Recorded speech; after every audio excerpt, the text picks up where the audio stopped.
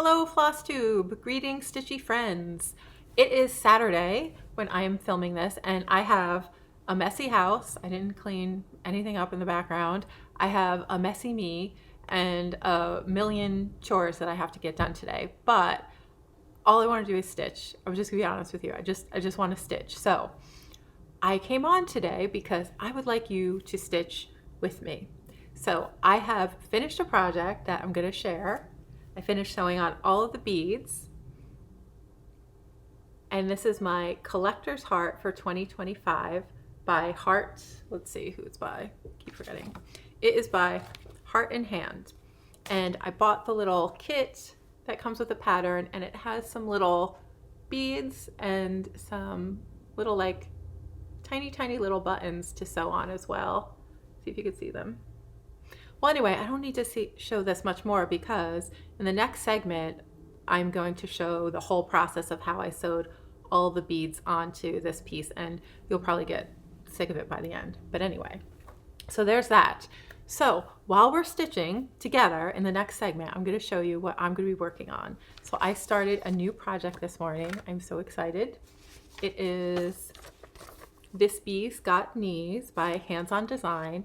And it was part of a class at the Spring Mingle virtual retreat that was held a few weeks ago, and I finally started it, so let me show you where I am.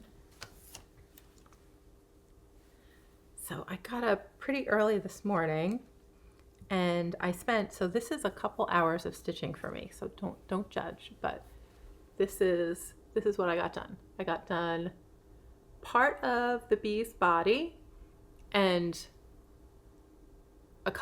three leaves or three partial leaves because I have to still stitch the insides of them as well. But I am so excited. So during the next segment, I'm going to show you how I finished all the beading and adding the buttons to the collector's heart for 2025.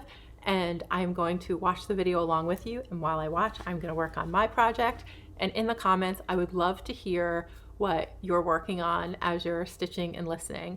And I really hope that you enjoy the story that I'm going to narrate while I show the process of stitching. It's another story from my Stitchwick Hollow series, and I'm going to be introducing to you a very special character to me.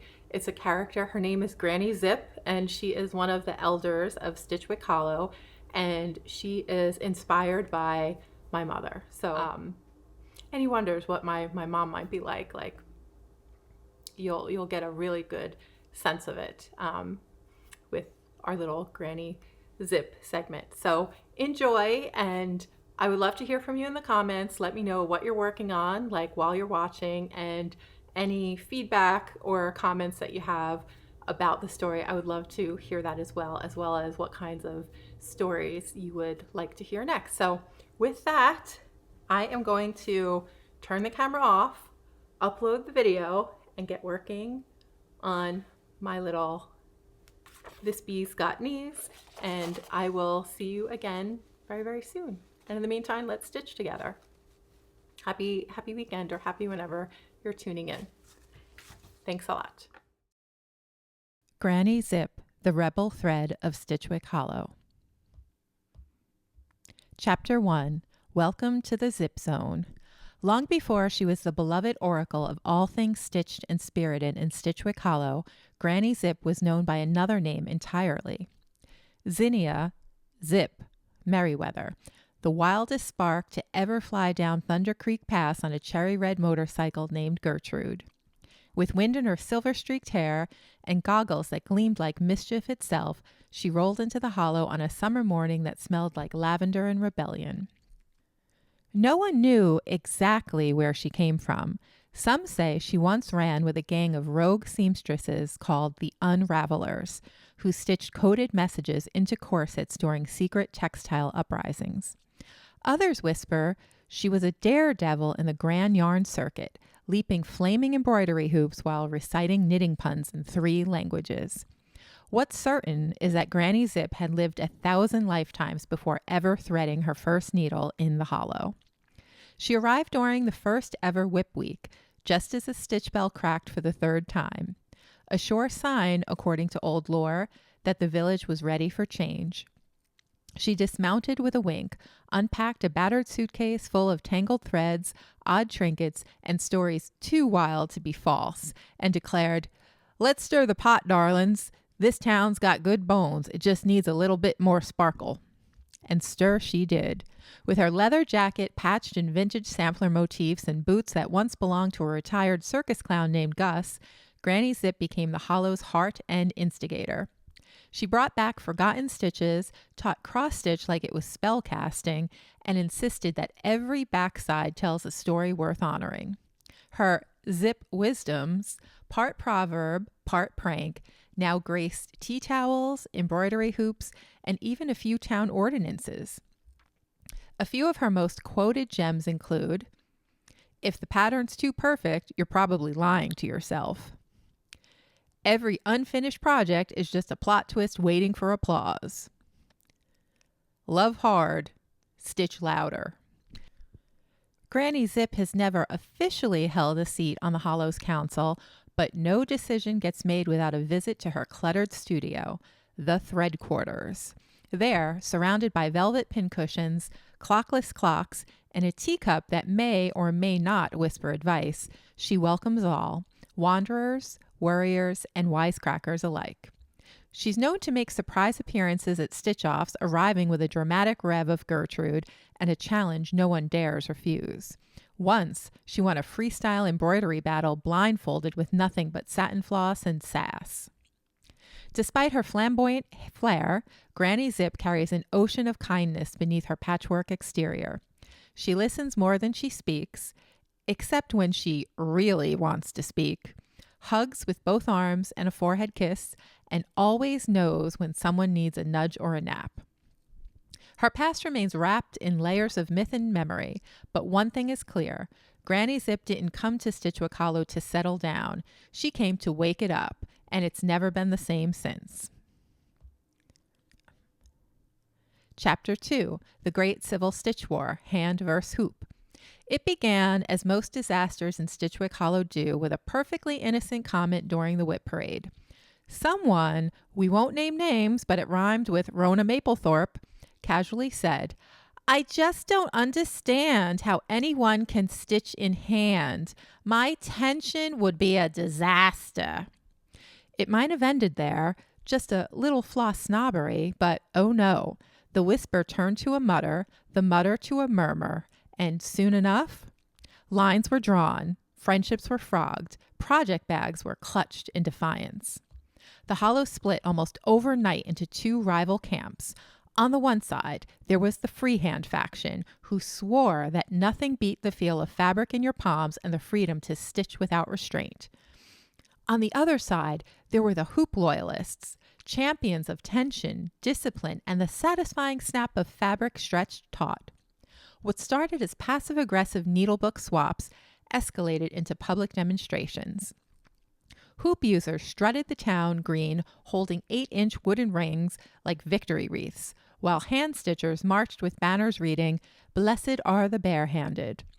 Lady Threadle, Grand Dame of Stitchwick drama, naturally took center stage, declaring at a town council meeting, "I will never hoop. I have standards, wrists, and self-respect." To which Mags Whipple fired back, "And I will never stitch without structure. Unlike your satin stitch, my loyalty doesn't sag." The final straw, the stitch bell cracked, twice. By the time the mayor got involved, it was too late. The Hollow was consumed in what became known as the Great Civil Stitch War, the showdown. The town council arranged a final challenge to end it all, a public stitch-off at Buttonfield Park. Each side would complete the same pattern, a miniature sampler reading, "United we stitch." The tension in the air and the linen was palpable. Sabotage was whispered. Someone accidentally swapped a skein of Weeks Dye Works for an off-brand knockoff. Someone else tried to hide the needle threaders. It would have been the end of Stitchwick as we know it. But then, Granny Zip arrived. She rolled in on Gertrude, her cherry-red, thunder-belching motorcycle, wearing a custom leather vest embroidered with both "Hoop it real good" and "Hands on forever." She paused dramatically, surveying the field of needlepoint chaos, and said simply, "Y'all are being ridiculous." From her satchel, she pulled a scroll of Ada cloth so long it unrolled across the park, trailing over the hydrangea beds and under a judge's podium. It smelled faintly of vanilla and diplomacy. "You want to prove who's best," she said, raising an eyebrow. "Then stitch this together." There was grumbling. There was side-eye. Lady Threadle muttered something about crafting communism. But eventually, someone threaded a needle. Then someone else began a border. Then someone stitched a goat. No one knows who. It remains anonymous. They passed threads, shared snips, offered tentative compliments. "Hey, your satin stitch is beautiful, actually." "Thanks. I like your French knots. And sorry I called you a framer's nightmare." The sampler grew. Names, flowers, quotes, jokes, a tiny stitched portrait of Granny Zip holding her mug that read, "Zip it and stitch." By nightfall, it was done. Granny Zip took the sampler and, without permission, as was her way, hammered it into the west wall of Town Hall. Beneath it, she stitched a single line in gold metallic floss. "In tension and slack, we found common thread." The aftermath. Since then, the Hollow has observed Stitch Unity Day every fall. Stitchers from every method, hoop, hand, Q-snap, scroll frame, lap stand, even a few oddballs with magnetic LED neck lamps, gather on the green to stitch one communal whip. You bring what you bring, you sit beside whoever's beside you, because Granny Zip taught them what really matters. It's not how you stitch, it's that you stitch, and that you show up stitched together, not pulled apart. Chapter 3. Scandal in Satin Stitch. It was the kind of scandal that didn't just ripple through Stitchwick Hollow, it ripped through it, like a miscounted border 2/3 through a sampler. The Stitchwick annual showcase was always the social highlight of the year. Stitchers planned for months. Gossip hummed like a hummingbird over tea. And this year, the judges had added a brand new category. Personal expression in needlework, risk-taking, and bold themes encouraged. Unfortunately for everyone, they hadn't specified how bold was too bold. No one knew exactly who submitted entry number 47. It was found on the table between a tasteful hoop of winter berries and a landscape stitched entirely in French knots. The mystery piece was striking. Satin stitch, perfect, dense, luminous. The design, subtle at first, a vine, a rose, a curved stem. And then, depending on your viewing angle, something that looked very much like a reclining nude. Not just any nude, a reclining male nude, rendered with shockingly realistic shading and, worst of all, gold metallic floss in a very deliberate area. By the time Lady Threadle rounded the corner and saw it, she dropped her judging clipboard, gasped, and muttered, "Oh my stars! That is not a fig leaf." Whispers spread through the community center like a spilled box of beads. Missy Arbuckle fainted into a quilted armchair. The mayor's wife declared it bold, bordering on biblical. And Mags Whipple said only, "Finally, some honest anatomy." The label simply read, "Study in Satin, Anonymous." Naturally, it was all anyone talked about for the rest of the showcase. The investigation. The judges were flummoxed. They couldn't decide if it was inappropriate or inspired. Meanwhile, the piece had gathered a small, respectful line of curious viewers, some blushing, some furiously taking notes. Speculation exploded. "It's clearly Hazel. She's been studying figure drawings on Tuesdays." No, it's Lynn Wood's attempt to reclaim body positivity after that bathrobe incident." "I think it's an AI-generated pattern gone rogue." But the truth didn't come out until Granny Zip, who had been suspiciously quiet all morning, stepped forward, sipped her vanilla latte, and announced, "It's my work." The room froze. Zip gave a little shrug. "Back in the 70s, I took a seminar called Fiber Art and the Radical Body. I stitched that piece after a very inspiring summer and never showed it. Found it in a drawer last week. Thought it deserved some light." Lady Threadle looked like she might combust. "You entered a decades-old man piece into the community showcase?" she squeaked. "I entered art, dear," Granny Zip said calmly, "and if the category is bold themes, I'd say we finally have a winner." The fallout. After a dramatic and slightly heated council meeting, the judges voted. Honorable mention for technical excellence, disqualified from People's Choice on the grounds of unrequested educational content. The piece was quietly moved to a side display with a little curtain stitched by Hazel for viewer discretion. A week later, it was stolen. No culprit was ever found. Rumors say it now hangs in a linen closet somewhere in Needleton. Granny Zip never confirmed if it was modeled on anyone she knew, but a twinkle in her eye and her parting remark suggest otherwise. "Satin Stitch is very forgiving, especially when applied with admiration." Chapter 4. Urban Legend, The Midnight Hemjob at Harper's Ferry. Long before she became the Hollow's favorite firecracker in boots, Granny Zip rode with a notorious band of rogue needlewomen known as the Unravelers. Part vigilantes, part visionaries, they traveled by moonlight and motorbike, righting wrongs one stitch at a time. Their motto? Snip the seams of tyranny and hem the world anew. The most legendary of their escapades, the Midnight Hemjob at Harper's Ferry. Back in the day, the town of Harper's Ferry was run by a corrupt mayor and his cronies, owners of a textile mill infamous for overcharging artisans and underpaying workers. Word spread that the mayor had commissioned a great cloak of prosperity, a ceremonial robe stitched with gold thread, intended to be unveiled at a gala celebrating his own so-called generosity. That was all Granny Zip needed to hear. Disguised as traveling button peddlers, the Unravelers snuck into town under the cover of night. Zip, of course, led the charge, wearing a duster lined with bobbin holsters and wielding a pair of scissors sharp enough to clip through chainmail. The plan was simple: infiltrate the gala, find the cloak, and give it a proper makeover. What happened next is the stuff of folk stitch legend. As the mayor paraded through town, fireworks exploded, not in the sky, but from the cloak itself. Thanks to a little Granny Zip handiwork, the gold thread unraveled in a glorious cascade of glitter floss and confetti.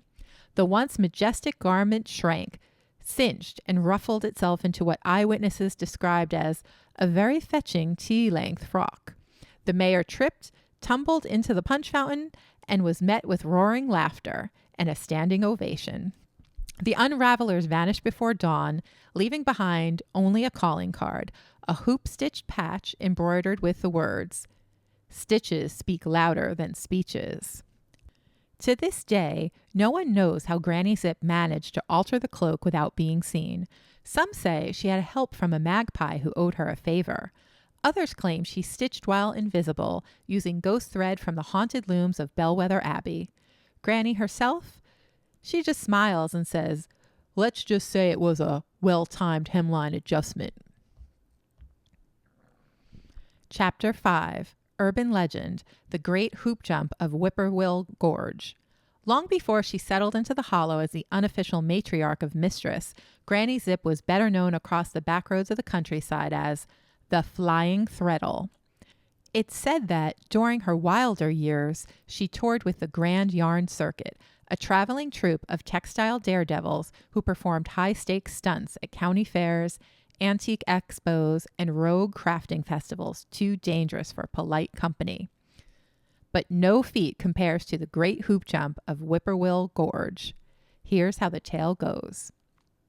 One sweltering August, the yarn circuit rolled into the sleepy hamlet of Clatterdown Hollow, a place with half the charm and none of the decency of Stitchwick. Their mayor, blustery, boastful, and clearly threatened by a woman with a wrench and a hoop, banned the stunt show from the town square, calling it improper needlework behavior. Granny Zip naturally took that as an invitation. She bet him a crate of DMC variegated floss that she could leap Whipoorwill Gorge, a 60-foot canyon with jagged rocks, a shallow creek, and one very confused goat at the bottom. The catch? She'd jump it not just on her motorcycle Gertrude, but through a flaming embroidery hoop mid-air. The hoop, for the record, was 6 feet wide, lined with sequins, and stitched in crossbones and roses. At twilight, with the gorge bathed in gold and the mayor chewing his words, the townsfolk gathered. Some say she wore goggles stitched with her initials in silk floss. Others swear she muttered a spell, something about invisible stabilizer and faith over fear. And then she revved, roared, and launched. Gertrude soared. The hoop blazed. The goat fainted. She landed on the other side with a skid, a wink, and not a single stitch out of place. The mayor never spoke ill of craft again. To this day, if you wander near Whipoorwill Gorge, you might find the charred outline of that fateful hoop, leaning gently against a tree like a monument. And if the wind's just right, you might hear Granny Zip's voice on the breeze. If your stitches aren't thrilling you, you're playing it too safe, darling.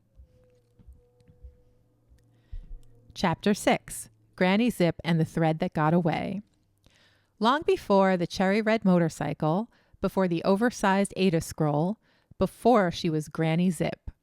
She was Zinnia Merriweather, 26, wild-hearted, and madly in love with a fellow rebel stitcher named Felix Vane, a charming rogue with a jaw like a carving chisel and a backstitch that could make lace weep. They met at the Threadstock Festival, a legendary gathering of fringe stitchers, yarn bombers, and textile renegades that move locations every year to avoid being shut down by traditional guilds. Zinnia had just performed a ribbon embroidery stunt blindfolded. Felix, fresh off winning the Speed Sampler Slam, offered her a bobbin of silk thread as a token of admiration. She declined, then stole his thimble instead. He laughed. They stitched the rest of the weekend side by side. They were inseparable after that. They roamed the countryside, stitching revolution into cuffs, smuggling rare fibers, and founding impromptu quilt-ins in forgotten train stations. Some say they once embroidered a full map of the British Isles on the inside lining of a trench coat. Others claim their initials are hidden in the national flag of an unnamed micronation. But love between rebels is rarely tidy. Felix received a grant. Some say it was shady, others say genius, for a long-term fiber arts residency in Morocco. Zinnia was offered a teaching position at a renegade embroidery academy hidden beneath a vintage notion shop in Quebec. They made a pact to meet again in 1 year, back at Threadstock. She returned. He didn't. No one knows why. Some say he got lost in the desert. Others claim he joined a shadowy society of elite tatters. Granny Zip never says a word about it. But every year, on the night of the harvest stitch-off, she lights a single vanilla-scented candle and stitches for an hour in silence. The piece always disappears by morning. There's one frame piece in the thread quarters, though, tucked high on a shelf, dusted only by moonlight. It's an intricate pattern of 2 interlocking hoops surrounded by wild roses and the tiniest stitched phrase. Even the thread that breaks leaves its mark. Chapter 7. Granny Zip and the Great Postal Scandal of '03, also known as the Stitch and Switch Caper. It started, as many of Granny Zip's escapades do, with good intentions and terrible timing. Back in 2003, Stitchwick Hollow was experiencing what locals came to call the Great Notion Shortage, a mysterious supply chain disaster that left the town without bobbins, safety pins, or worst of all, size 26 tapestry needles. The shops were bare, tempers frayed, pun intended, and stitchers began rationing their floss like it was powdered gold. The culprit? A mail clerk named Nevin Bixby, a fussy man with a permanent scowl and a deep dislike for anything involving glitter, joy, or creative expression. It was discovered through an anonymous tip and a highly suspicious crochet doily that Nevin had been intercepting packages of stitching supplies and reselling them to a rival town, Needleton, naturally. Granny Zip didn't take that lightly. She assembled a covert team of rogue crafters, including Button-Eyed Sue, Muffin Barb, and the identical twins, Pearl and Pearl, P-U-R-L and P-E-A-R-L, and launched Operation Post Haste. The plan? Infiltrate the Stitchwick Hollow post office disguised as antique sewing machine repair inspectors, recover the stolen supplies, and leave behind a decoy shipment of novelty flamingo floss to throw the Needleton buyers off the scent. What happened instead? Well, here's what eyewitnesses swear they saw. 2 goats in waistcoats, later revealed to be named Stitch and Snip, distracting Nevin Bixby by demanding to mail a birthday card to the Queen. A mechanical sewing machine rigged with wind-up wings and an accordion motor launching from the roof carrying a duffel of liberated tapestry needles and a note reading, "Love, Granny Zip. Try hoarding this, Nevin." A small explosion involving highly compressed glitter which permanently altered the hue of the postmaster's eyebrows. Nevin fled town. The supplies were restored. Stitchwick rejoiced. To this day, a commemorative plaque hangs in the Stitchwick Hollow post office lobby next to the stamp vending machine that hasn't worked since. It reads, "In case of emergency, break into song and check for hidden needles." And every year, on the anniversary of the heist, the local post office quietly locks its doors for maintenance, and the townsfolk gather in secret to reenact the mission using sock puppets, licorice whips, and a goat named Carl. Chapter 8. Granny Zip Goes Live. No one in Stitchwick Hollow quite remembers who gave Granny Zip the idea to start a Flosstube channel, but most suspect it was Pearl, one of the excitable twins who once tried to cross-stitch her resume onto a tote bag. "People need your wisdom, Zip," Pearl had insisted. "The world's a mess and you've got a ring light." Granny Zip snorted. "I've got a porch lamp, dear, and questionable Wi-Fi." But 3 days later, there she was, in her chaotic, overgrown studio, framed by a tangle of embroidery hoops, half-drunk mugs of vanilla tea, and a vintage sewing machine named Charlene, who may or may not be haunted. She clicked "Go Live" with one hand and brandished a half-stitched biscornu with the other. The screen flickered. The lighting was wonky. The camera angle was deeply personal, but the Hollow watched in real time as history unfolded. "Welcome, you beautiful bunch of bobbin sniffers." Granny Zip leaned into the camera. So close all viewers saw was one eyebrow and a stray piece of floss stuck to her cheek.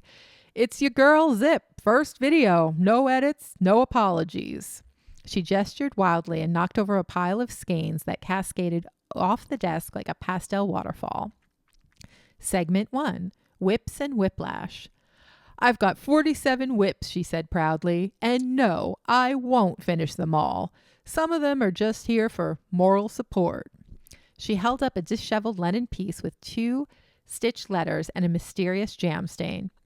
"This one's been with me since the Great Tension Tantrum of '99. We don't speak of it." Segment 2. Zip Wisdoms.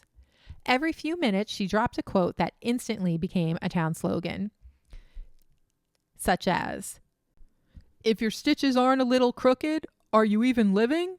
Perfection is for robots and smug cats.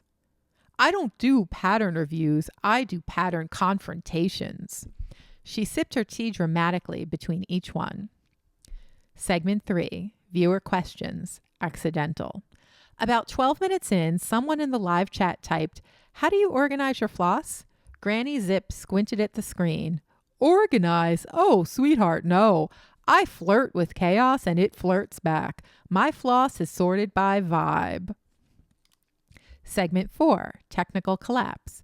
Just as she began demonstrating how to stitch 1/1 with a dramatic flourish, the camera fell sideways and viewers were treated to 45 seconds of Zip's knee, an irate cat named Button, and a heated conversation with her toaster, which she had apparently mistaken for a streaming microphone. "Gertrude," she yelled to the motorcycle parked in her living room, "I told you the cord was cursed." Ending. Accidental brilliance. With a triumphant huff, Granny Zip sat back in frame and smiled. Well, that was a flaming hot floss pile, but we did it. She raised her half-finished biscornu like a trophy. If this helped, inspired, or confused you beyond repair, subscribe. If not, go stitch something reckless and send me a photo. She winked, smacked a skein of floss across the camera lens, and signed off with her now famous tagline, "Life's messy, darlings. Stitch anyway." Legacy. The video went mildly viral, at least among stitching circles, quirky aunts, and one very confused tech blog. Granny Zip now hosts a bi-weekly show called Stitch Happens with Zip, where she offers chaotic stitching wisdom, biscuit recipes, and ongoing updates about the supernatural behavior of Charlene the sewing machine. And every episode begins the same way. "Welcome back, my tangled wonders. Let's make something gloriously imperfect today." Chapter 9. Granny Zip's Funniest Sayings. Oh yes, Granny Zip's sayings are practically a language of their own in Stitchwick Hollow. They're embroidered on tea towels, whispered in cross-stitch circles, and quoted during whip interventions and stitching crises alike. Some are cheeky, some wise, and some make absolutely no sense unless you've had 3 cups of tea and a near-death experience with metallic floss. Here's a list of Granny Zip's funniest and most beloved sayings, known locally as Zipisms. Number 1. If your floss doesn't misbehave occasionally, are you even living? Number 2. I don't count stitches. I intuit them aggressively. 3. Unpick it? Darling, I prefer to call it reverse embellishment. 4.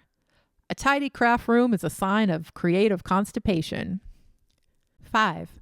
Some folks meditate. I stab fabric repeatedly with a tiny spear. Same thing. 6. My hoop's not crooked. It's got attitude. 7. I don't hoard stash. I'm building a textile legacy. 8. You think I'm unhinged now? Wait until I run out of bobbins. 9. That's not a stitching mistake, sweetie. That's a design detour. 10. Floss before drama. Always. 11. I didn't mean to buy more fabric. It just followed me home. 12. I once stitched for 14 hours straight. The fabric screamed. I didn't. 13.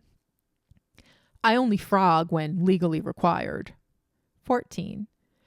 If I can't fix it with a charm pack and a cookie, it's not my problem. 15. Yes, I stitched this. No, I'm not selling it. Not even to the queen. 16. Let's be real. Backside perfection is for people with trust funds and no cats. 17. Never trust a stitcher who doesn't snack. 18. I brought my emergency hoop and my emergency chocolate and my emergency backup hoop. 19. Love is patient. Love is kind. Love knows better than to comment on my whip pile. 20. Why, yes, I am powered by vanilla-scented vengeance. And as we said earlier, Granny Zip is also responsible for more than one Stitchwick Hollow ordinances. I'd like to share Ordinance number 47B, Chapter 10, Stitchwick Hollow Ordinance 47B, on the proper handling of stitching disputes, crafting conflicts, and thread-related tantrums. Passed, Whip Year, Year of the Dropped Bobbin, sponsored by Councilmember Beatrice Threadling and unofficially enforced by Granny Zip. Section 1. Purpose: to preserve peace, creative joy, and communal spirit of Stitchwick Hollow in all matters involving needlework disagreements, color debates, hoop versus hand stitching rivalries, and the use of glitter-based embellishments during high winds. Section 2. Definitions: drama flare-up shall mean any instance of raised voices, eye-rolling, or passive-aggressive stitch placement. Floss-related meltdown shall include, but not be limited to, tangled skeins launched across the room, floss hoarding, or claiming someone else's variegated thread mid-project. Emergency hoop deployment refers to the ceremonial production of an unused hoop in high-stress situations. Section 3. Resolution Protocol.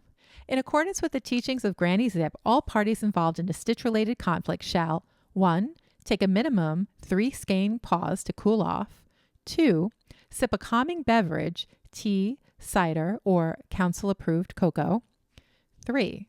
Refer to Granny Zip's golden rule inscribed into public record.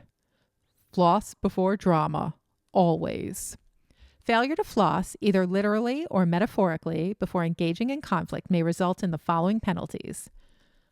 A 1 week of bobbin winding duty, mandatory attendance at Granny Zip's Get Over It and Get Stitching seminar. Or 3, public apology delivered via backstitch on a throat pillow. Section 4, exceptions. This ordinance does not apply during the full moon stitchathon, the Stitch Bell emergency trials, or any incident involving metallic thread or glow-in-the-dark floss, which are considered acts of chaos under the Hollow Charter. Section 5, enforcement. The ordinance shall be gently but firmly enforced by the Hollow's peaceful thread keepers, with Granny Zip having full authority to override proceedings with a single raised eyebrow or dramatic motorcycle entrance. Signed, Mayor Cutbirth Cuffy Pinsworth. Council seal, witnessed by the scent of vanilla and slight glint of rebellion. Chapter 11, Granny Zip's Get Over It and Get Stitching seminar. It's part tough love, part stitch therapy, and all heart. Location, the thread quarters, 2nd floor behind the curtain with the applique flamingo. Time, whenever someone's having a moment. Scent in the air, warm vanilla, antique books, and a faint whiff of sarcasm. Scene. Granny Zip stands at the front of a circle of stitchers, some teary, some sulking, some clutching wrinkled fabric like a lifeline. She claps her hands once, loud and sharp. The room hushes.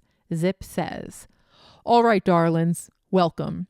If you're here, you've either frogged something for the 3rd time, compared your work to someone else's on Thread Talk, or thought about burning your whip pile and moving to a button-only monastery.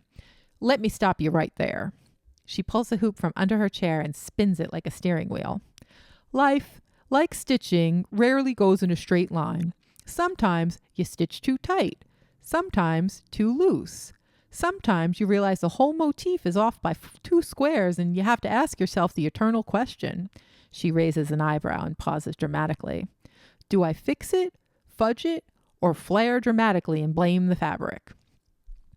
Now, let's be clear. This is not a toxic positivity circle. We don't stitch over our feelings. We stitch through them. That heartbreak? Give it a border in French knots. That envy? Satin stitch it until your needle blisters. That grudge? Backstitch it into a cautionary tale. A timid voice from the back says, "But what if I don't feel like stitching anymore?" Zip walks over, gently places a hand on her shoulder. "Then, darling, you let the thread rest, but not rot. You lay your needle down with intention. You pick it back up when your hands remember they can. And when you do, even 1 stitch counts. 1 single stitch. That's you coming back." Zip, now passing out cookies. "Here's the rule of thumb. If it's worth stitching, it's worth forgiving yourself, the pattern, or the person who made you cry into your embroidery hoop. And if it's not worth forgiving, make a commemorative sampler and hang it on the wall of your memory. You don't have to live there, but you can visit it when you need a reminder of what not to repeat." For the final exercise, Zip hands each attendee a square of 14 count Aida and says, "You're going to stitch 1 word, just 1, the word you need right now. It might be breathe, or burn, or cake. Doesn't matter. Just make it yours. Then hang it where you can see it and promise yourself every time you feel lost, you'll thread the needle and try again." The room glows, not from magic, from acceptance. And as they leave, each stitcher is handed a tag to pin on their project bag. Emotionally frogged and stitchfully restored. Signed, Granny Zip. Chapter 12, Return to Punder, the postage stamp panic of Stitchwick Hollow. Act 1, Granny's 2 cents, literally. The trouble started, as it often did in Stitchwick Hollow, at the post office. Granny Zip had gotten tired of her advice being ignored. "I offer my 2 cents and folks treat it like a lint-covered button," she grumbled one morning, stuffing envelopes with surprising ferocity. "Fine. If they won't take my advice in person, maybe they'll take it by mail." And that's when she did it. She marched right down to Miss Thimbleton's printing press and pie stand, it was a dual-purpose building, and ordered 400 personalized Granny Zip's 2 cents stamps, with her face on them, winking and holding a teacup, no less, and had them marked unofficial advice delivery. "I'll send unsolicited wisdom across town," she cackled, "one pun at a time." And she did. By the next Tuesday, the townsfolk were receiving confusing little letters, each bearing Granny's mug face and exactly 2 cents worth of advice. Act 2, Puns and Panic. Pearl, the beading identical twin, received a note that read, "You're not doing yourself any favors." Not being spelled Knot. She spent the whole day unraveling her lacework, convinced she had made a metaphysical mistake.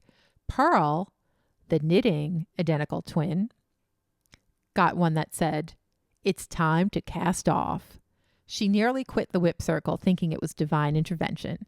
The Stitch and Sip Cafe received a bulk envelope labeled, "Espresso yourself, but don't latte it linger." They changed the menu board and added Punspresso Wednesdays, which promptly offended the Decaf Club.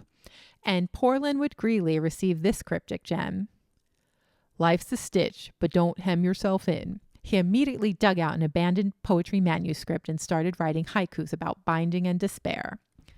Act 3, the misdelivery catastrophe.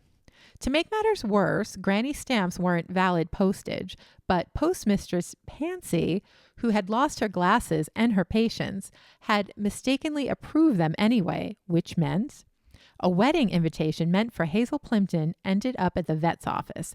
The vet's tax documents went to the cat adoption center, and every single whip circle reminder ended up at the Stitch and Sip, who assumed it was a booking for a Stitch comedy night and hired a stand-up comedian named Chucklethread Jones. No one understood his routine.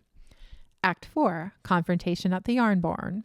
By the time the yarn barn was overrun with irate townsfolk and one confused alpaca named Larry who had been invited to a book club, it was clear someone had to talk to Granny. "Granny Zip," said Pearl, the beater, "your 2 cents are costing the town actual dollars." "Yeah," Pearl, the knitter, added, "and my Pearl Stitch has anxiety now."